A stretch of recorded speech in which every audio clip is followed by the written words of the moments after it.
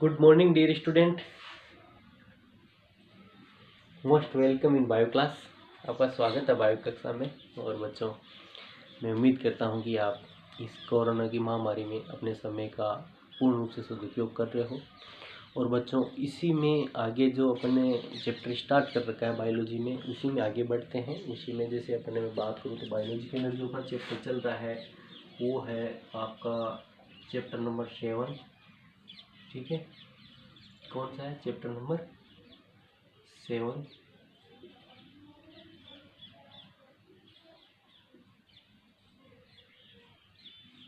Chapter number कौन सा है? 7th चैप्टर नंबर है, जिसका नाम है ट्रांसपायरेशन।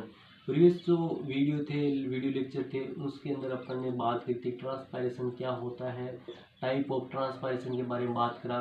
ठीक है, उसके बाद अपन ने जो प्रेजेंस ऑफ स्टोमेटा के आधार पर जो लीव्स होती है, पत्तियां होती है, उनके प्रकार के पढ़े अपन ने। और उसके बाद स्टोमेटा जो करंट जो प्रीवियस जो अपना लेक्चर था, वीडियो लेक्चर था, उसके अंदर जो अपन ने बात की थी वो किसकी व्यक्ति बच्चों आपको पता होगा, स्टोमेटा स्ट्रक्चर के बारे में अपन ने बातें करी थी। बच्चों, आज इस वीडियो लेक्चर में आज और अपन एक बहुत ही महत्वपूर्ण जो टॉपिक के बारे में डिस्कस करें, जो इम्पोर्टेंट है और समझने के लिए भी बहुत ही ईजी भी है, और समझना भी इसमें आपको समझ में आ जाएगा, है ना। तो इसमें आज बात है mechanism of stomatal movement. Mechanism of stomatal movement क्या होती है बच्चों?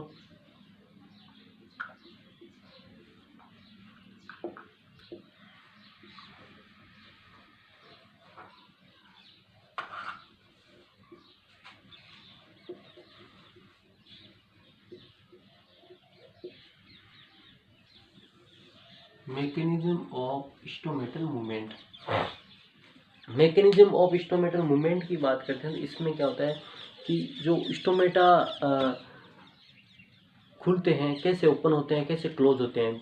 ठीक है, स्टोमेटा होते हैं जो आपने अपने प्रीवियस जो लेक्चर में पढ़ी स्ट्रक्चर पढ़ी थी, तो स्टोमेटा कैसे तो खुलते हैं, कैसे बंद होते हैं, इसके लिए डिफरेंट थ्योरीज प्रपोज की गई थी। और डिफरेंट साइंटिस्ट जो थे, उन्होंने जो स्टोमेटा मूवमेंट के लिए डिफरेंट थ्योरी जो प्रपोज की थी, उसमें जो सबसे पहली जो थ्योरी आती है बच्चों, वो जो थ्योरी आती है अपनी स्टार्च शुगर हाइपोथेसिस। जो पहली जो थ्योरी आती है, जो थ्योरीज आती है इसको समझाने के लिए, स्टोमेटल मूवमेंट को समझाने के लिए, मैकेनिज्म ऑफ स्टोमेटल मूवमेंट की बात करें तो स्टोमेटल जो मूवमेंट की जो मैकेनिज्म होती है उसको एक्सप्लेन करने के लिए ये जो डिफरेंट थ्योरी जो प्रपोज की गई थी, उनमें से जो पहली थ्योरी आती है वो आती है आपके स्टार्च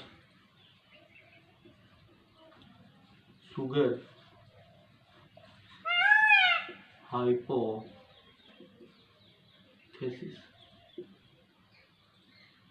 स्टार्च शुगर हाइपोथेसिस जो पहली थ्योरी है वो है स्टार्च शुगर हाइपोथेसिस है। और स्टार्च शुगर हाइपोथेसिस की बात करें तो this theory propose by JD. सबसे पहले आपको याद रखना है इसे किसने दी थी, ये जेडी सायरे ने। This theory propose by JD Sayre in 1923। ठीक है, this theory propose by JD Sayre. ठीक है, this theory propose by JD Sayre. सबसे पहले आपको ये लिखना है, this theory propose by JD Sayre in 1923, 1923 के अंदर। अब बात करते हैं अकॉर्डिंग टू दिस थ्योरी बात करते हैं। According to this theory different condition happened in the guard cell of the stomata and during the daytime or during the night time, and what this the procedure happen in the guard cell we discussing here। ठीक है, तो सबसे पहले जो बात करते हैं तो इसमें करते हैं कि जो इस जेडी सायरे के अनुसार इसका जो स्टार शुगर हाइपोथेसिस जो प्रपोज की गई थी, इसमें उसने क्या कहा था, उसने ये कहा दिन के समय और रात्रि के समय जो होती है गार्ड सेल के अंदर अलग अलग कंडीशंस होती है, उसके अनुसार ही क्या होती है। रात्रि के समय तो क्या होते हैं, जो स्टोमेटा होते हैं क्लोज हो जाते हैं, और डे के टाइम क्या होते हैं, स्टोमेटा जो ओपन हो जाते हैं। तो ओपन होते हैं और क्लोज होते हैं, वो किस प्रकार से होते हैं वो अपन एक में इसमें बुक में थ्योरी में दिया हुआ है, लेकिन मैं एक डायग्राम से आपको समझाने की कोशिश करूंगा। उस डायग्राम थ्योरी के साथ आप डायग्राम भी अटैच करना, ताकि आपको खुद समझ सको और दूसरे को भी आप एक्सप्लेन कर सको। तो देखो, सबसे पहले अपन बात करते हैं डे टाइम की बात करते हैं। तो अपन ने बात की this theory propose by JD Sayre. Okay, according to this theory in day time की बात करते हैं। दिन के समय क्या होता है? ठीक है, दिन के समय क्या होता है?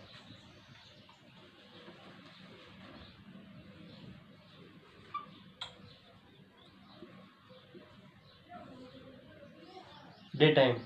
ठीक है, डे टाइम क्या होता है, देखो बच्चों कि ये मैं बना रहा हूँ, 2 किडनी शेप गार्ड सेल होती है, आपको पता है स्टोमेटा के अंदर।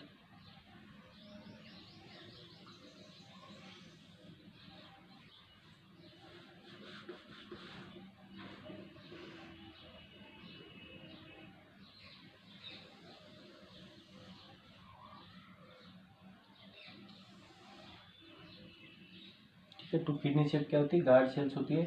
इसकी जो आपको पता है गार्ड सेल जो इनर मेम्ब्रेन होती है वो किस प्रकार से होती है, थिक होती है, और आउटर मेम्ब्रेन होती है वो थिन होती है। This type of facility help in the closing and opening of the stomata.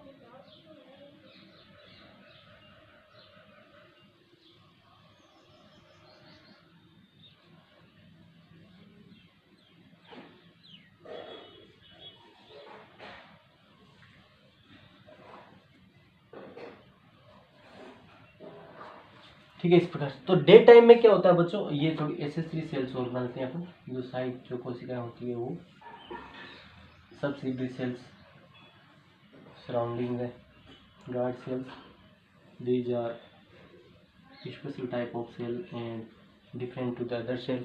ठीक है, इस प्रकार से स्टोमेटा की अपन बात करें सब। तो इसमें डे टाइम देखो, दिन के समय क्या होता है, क्योंकि दिन के समय बच्चों एक रिएक्शंस होती है, आपको पता होगा, यहाँ लिखता हूँ मैं CO2 प्लस H2O, और ये है आपके सनलाइट। ठीक है, सनलाइट, और क्या बनता है C6H12O6, मीन्स क्या होता है, फोटोसिंथेसिस होता है इन the day time. Day time के अंदर क्या होता है बच्चों, फोटोसिंथेसिस होता है। डे टाइम के अंदर क्या होता है, फोटोसिंथेसिस होता है, और क्या बनता है, ग्लूकोज बनता है एज ए फूड जो होता है, ठीक, प्लांट। तो इसमें क्या होता है, CO2 क्या होती है, दिन के समय क्या यूटिलाइज हो सकती है। तो कंसंट्रेशन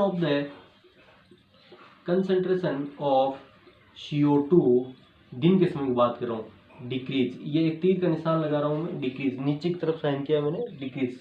ठीक है, तो दिन के समय क्या होगा बच्चों, CO2 की कंसंट्रेशन क्या होगी, डिक्रीज होगी। दिन के समय क्या होगी, CO2 की जो कंसंट्रेशन है बच्चों वो क्या होगी, डिक्रीज होगी। CO2 की कंसंट्रेशन डिक्रीज होती है, पीएच क्या होगी, बताइए बच्चों, याद करो।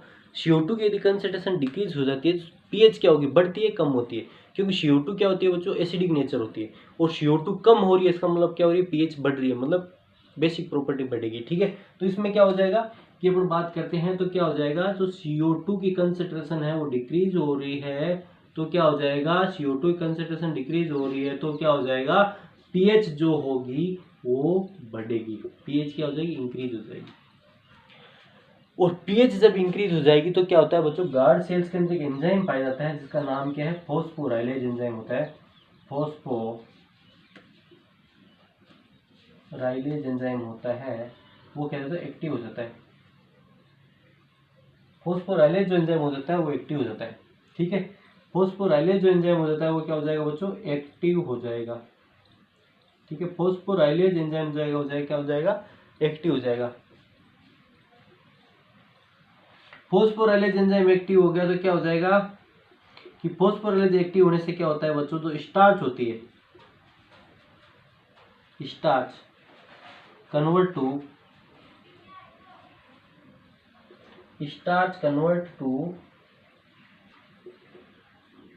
ग्लूकोज 1-फॉस्फेट, जिससे क्या हो गया, phosphorylase become active and this convert the starch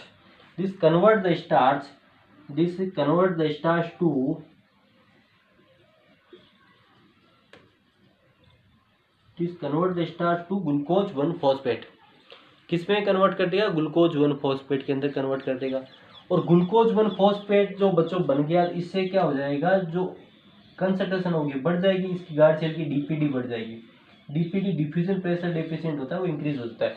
diffusion pressure deficient का इंक्रीज होने का मतलब क्या हो गया बच्चों, कि कंसंट्रेशन इंक्रीज होगी। ठीक है, कंसंट्रेशन क्या होगी, इंक्रीज होगी। कंसंट्रेशन क्या होगी बच्चों, इंक्रीज होगी। और कंसंट्रेशन इंक्रीज होने का मतलब क्या हो जाएगा, कंसंट्रेशन इंक्रीज होने का मतलब क्या हो जाएगा बच्चों, कि कंसंट्रेशन इंक्रीज होने का मतलब क्या हो गया कि इसके अंदर एंडोस्मोसिस होगा। एंडोस्मोसिस का मतलब क्या होगा? एंडोस्मोसिस होगा। एंडोस्मोसिस होगा मीन्स क्या हो गया? H2O जो होगा वो इसके अंदर प्रवेश करेगा। H2O enter to the guard cell, H2O enter to the guard cell and guard cell become triggered. Due to this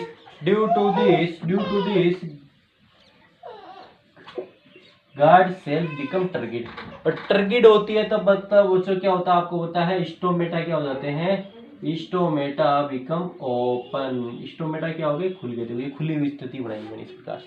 आपके एक थ्योरी के अंदर बताया हुआ है, लेकिन मैंने एक डायग्राम से इसको रिप्रेजेंट किया जो आपको समझने में ज़्यादा इजी रहेगी। हालांकि मैंने तो सब्सिडरी सेल्स को थोड़ी छोटी बनाई है कि बोर्ड के अनुसार, आगे सब्सिडरी सेल्स को बड़ा बनाएगा तो ये आपका सुंदर डायग्राम भी बनेगा और उसको आप रिप्रेजेंट भी कर सकते हो।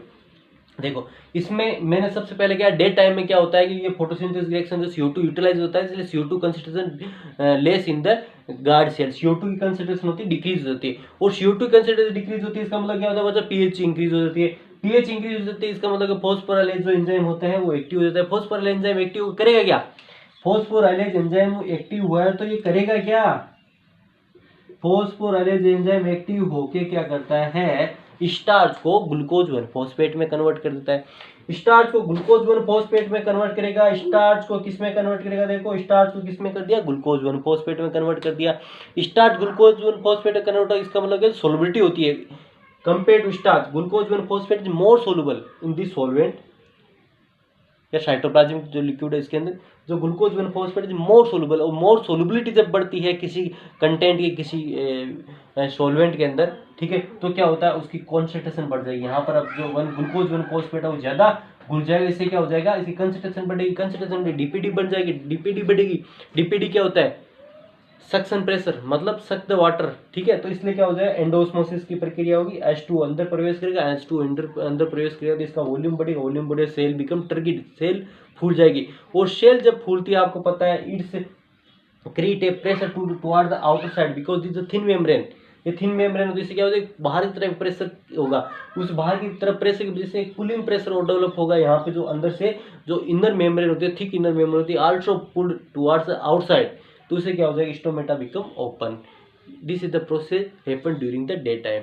ये जो प्रक्रिया है ये कब होती है बच्चों? दिन के समय ये प्रक्रिया होती है। तो बच्चों ये थी बात, जेडी सायरे ने ये बात बताई थी कि जो रंध्र जो होता है वो दिन के समय कैसे खुलता है। अब मैं इसके अपोजिट जो बात करूंगा वो रात्रि में करूंगा कि रात्रि के समय नाइट टाइम में क्या होता है। ड्यूरिंग द नाइट टाइम क्या होता है? During the night time opposite process happened in the night time and stomata become close. देखो वो कैसे होती है, अपन बात करते हैं।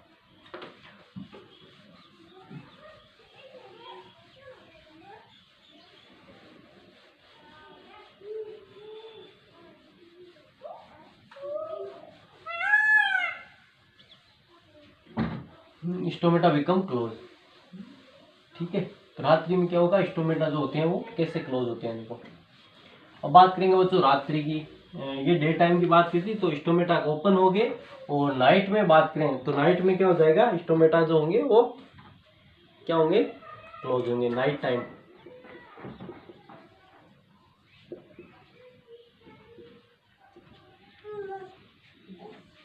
नाइट टाइम की बात करते हैं तो नाइट टाइम की बात करते हैं वैसा ही डायग्राम बनाएंगे अपन, देखो।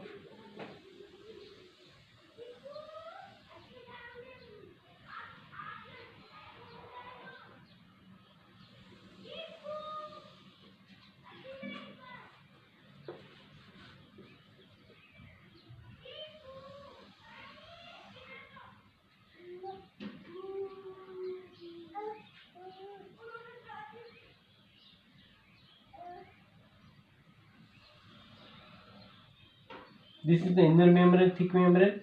ये जो मैंने कंडीशन बनाई है बोर्ड पे, ये जो कंडीशन बना रहा हूँ मैं स्टोमेटा क्लोज की कंडीशन ही बना रहा हूँ, क्योंकि इसके अंदर अपन को क्या रिप्रेजेंट करना है? स्टोमेटा को क्लोज करना है, ठीक है। तो स्टोमेटा क्लोज करना, मैं पहले से क्या स्टोमेटा क्लोज करके दिखा रहा हूँ। इसमें होगा क्या वो अपन इसमें एक जो थ्योरी में दिया है उसको अपन मैं फ्लो चार्ट से बता रहा हूँ उसको, ताकि समझने में ईजी होती है, ठीक है। तो यहाँ पर ये और साथ में अपन सब्सिडी सेल्स बना देते हैं।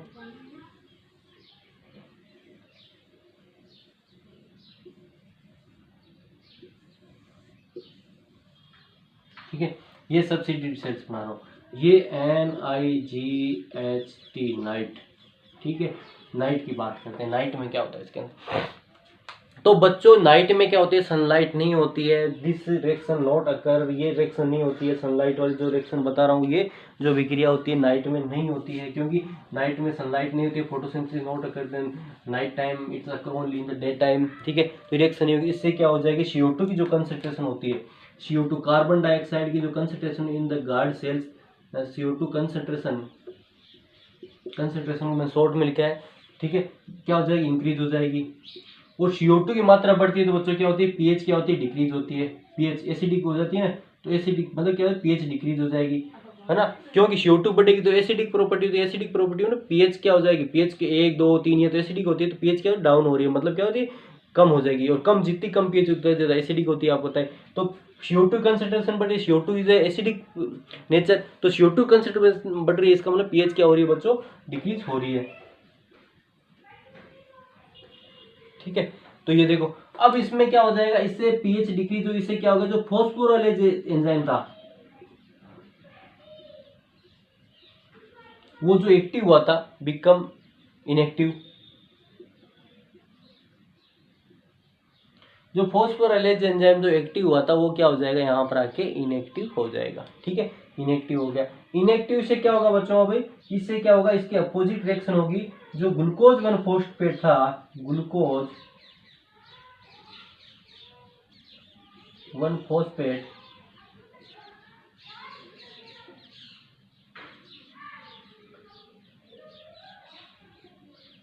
किसमें कन्वर्ट हो जाएगा, जो ग्लूकोज 1 फॉस्फेट है, ठीक है, ग्लूकोज 1 फॉस्फेट किसमें कन्वर्ट हो जाएगा, इसकी प्रेजेंस में ग्लूकोज 1 जो फॉस्फोराइलेज एंजाइम इनएक्टिव है उसकी वजह से क्या हो जाएगा, जो ग्लूकोज 1 फॉस्फेट था वो किस में कन्वर्ट हो गया, स्टार्च में कन्वर्ट हो गया, स्टार्च में कन्वर्ट हो गया, स्टार्च में कन्वर्ट हो गया, इसका मतलब इसकी सोलबिलिटी कम है, तो क्या हो जाएगी, इसकी जो कंसंट्रेशन हो जाएगी वो कम डाउन हो जाएगी, कंसंट्रेशन डिक्रीज हो जाएगी, कंसंट्रेशन डिक्रीज होगी मतलब DPD होगी वो डाउन हो गई, डिक्रीज होगी, तो DPD डाउन हो जाती है, इसका मतलब क्या हो जाएगा इसमें कि एक्सोऑस्मोसिस होगा, एक्सोऑस्मोसिस क्या होगा बच्चों, जो H2 होगा वो कहाँ से निकल के इससे जो सब्सिट्यूट सेल्स होगी उसमें चला जाएगा,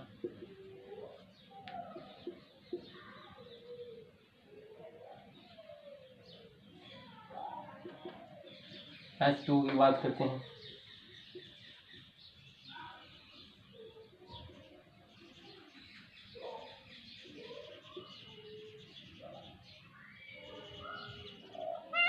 ठीक है, इस प्रकार से H2 होगा वो कहाँ चला जाएगा, सब्सिट्यूट सेल्स में चला जाएगा, इससे क्या हो जाएगा, इसमें वाटर लॉस हो जाएगा, इसका वॉल्यूम कम हो जाएगा, और वॉल्यूम कम होगा तो क्या हो जाएगा, आपको पता ही है कि ये जो सेल्स होगी जो थिन होगी वो अंदर की तरफ आएगी, इससे क्या हो जाएगी, जो इनर मेम्ब्रेन थिक होती है वो भी अंदर आ जाएगी, स्टोमेटा क्या हो जाएंगे, क्लोज हो जाएंगे, इससे क्या हो जाएंगे बच्चों, एक्सोऑस्मोसिस होगा, एक्सोऑस्मोसिस जो सेल्स होगी वो क्या होगी, फ्लैसिड हो जाएगी, चिपक जाएगी, फ्लैसिड हो जाएगी, और फ्लैसिड हो जाएगी तो क्या हो जाएगा, स्टोमेटा क्या हो जाएंगे, क्लोज हो जाएंगे,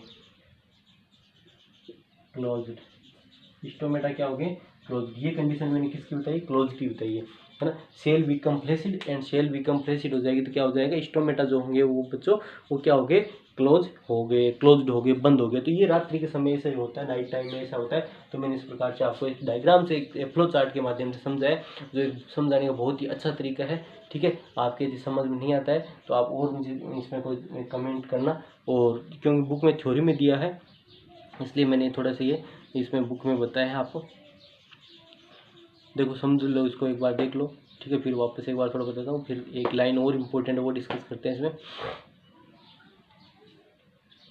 तो जेडी सायरे ने वो तो दिन की कंडीशन बताई थी, ये रात की कंडीशन है। दिन में उन्होंने क्या कहा था कि दिन में जैसे उन्होंने वो बताया, रात्रि में इसकी अपोजिट प्रक्रिया होती है। अपोजिट प्रक्रिया क्या होती है, रात्रि के समय क्या होती है बच्चों, फोटोसिंथेसिस रिएक्शन नहीं होती है, और फोटोसिंथेसिस रिएक्शन नहीं होती है तो फोटोसिंथेसिस जो रिएक्शन होगी वो नहीं होती है, तो क्या होगा इसमें, तो CO2 की जो कंसंट्रेशन, क्योंकि फोटोसिंथेसिस रिएक्शन में CO2 यूटिलाइज हो जाता है, तो उसमें दिन में तो कम और कंसंट्रेशन, यहाँ पे क्या होती है रात्रि में नहीं होगी, तो गार्ड सेल्स के अंदर CO2 कंसंट्रेशन बढ़ जाती है, इंक्रीज होगी। इससे क्या pH डिक्रीज हो जाती है। pH डिक्रीज होने से जो फॉस्फोराइलेज जो एंजाइम होता है बच्चों, जो एक्टिव हुआ था, जो फॉस्फोराइलेज जो एंजाइम था वो एक्टिव हुआ था, तो वो क्या हो जाता है, इनएक्टिव हो जाता है। इनएक्टिव हो जाता है, इससे क्या हो जाएगा, जो ग्लूकोज 1-फॉस्फेट था, है ना, जो ग्लूकोज 1-फॉस्फेट है वो क्या हो जाएगा, इसमें बात करें तो ग्लूकोज 1-फॉस्फेट होगा, स्टार्च में कन्वर्ट हो जाएगा। देखो इसमें दिया स्टार्च में कन्वर्ट, और स्टार्च की सोलबिलिटी कम होती है, स्टार्च की सोलबिलिटी कम होती है तो क्या हो, कंसंट्रेशन होगी सोल्यूशन के अंदर वो कम हो जाएगी, है ना। सोलुबल ही नहीं है तो फिर क्या होगा,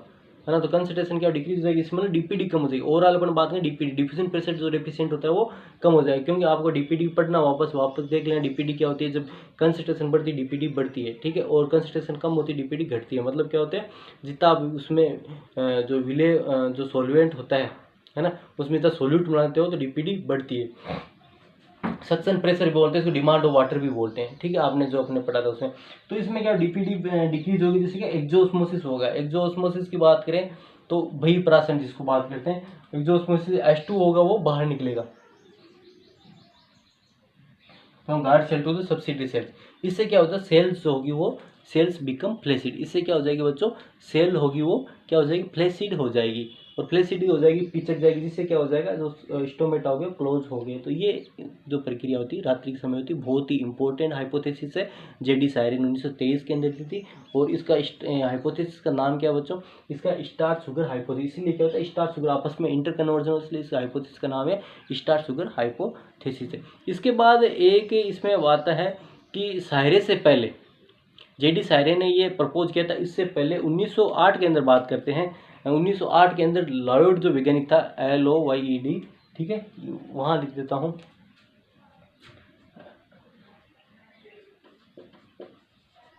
लॉयड 1908 के अंदर, 1908 में।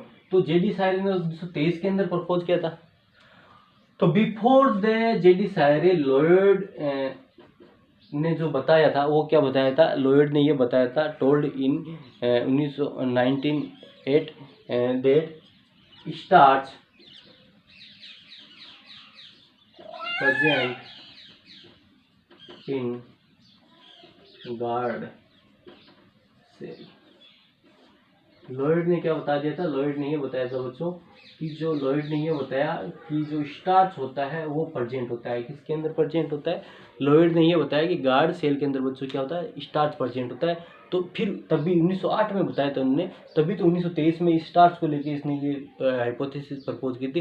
तो इसमें क्या तो क्रेडिट जाता है, लॉयड का भी जाता है। तो आप इसमें यह एक आप पूछ लेना कि सबसे पहले तो ये किसने बताया, देखना, और क्वेश्चन आ सकता है कि starch is present in the guard cell. तो starch is present in the guard cell, this is told by the Lloyd in 1908, है ना, 1908 के अंदर लॉयड के द्वारा बताया गया। तो बच्चों ये परिक्रमा बहुत इंपॉर्टेंट है, जिसलिए मैंने आपको दोनों तरीके से आपको अलग तरीके से समझाने की कोशिश की। इसी का आप नोट्स बना के ये दोनों फ्लो चार्ट भी आप उसमें बनाने की कोशिश करें ताकि आपको समझ में आ जाए। और सारी जो ट्रिक है, कुछ मैंने एक्स्ट्रा वर्ड यूज़ किए हैं जो एक होते ही हैं, है ना। एक्सोस्मोसिस के बगैर वाटर बाहर नहीं जाता ना, तो हालांकि बुक में ऐसा कोई मेंशन नहीं है, लेकिन ये प्रक्रिया होती है, इसलिए मैंने इनका नाम यूज़ किया है। तो आज की कक्षा में इतना बहुत, आगे की जो क्लास होगी उसमें अगला जो टॉपिक होगा वो पढ़ेंगे, है ना, ठीक है।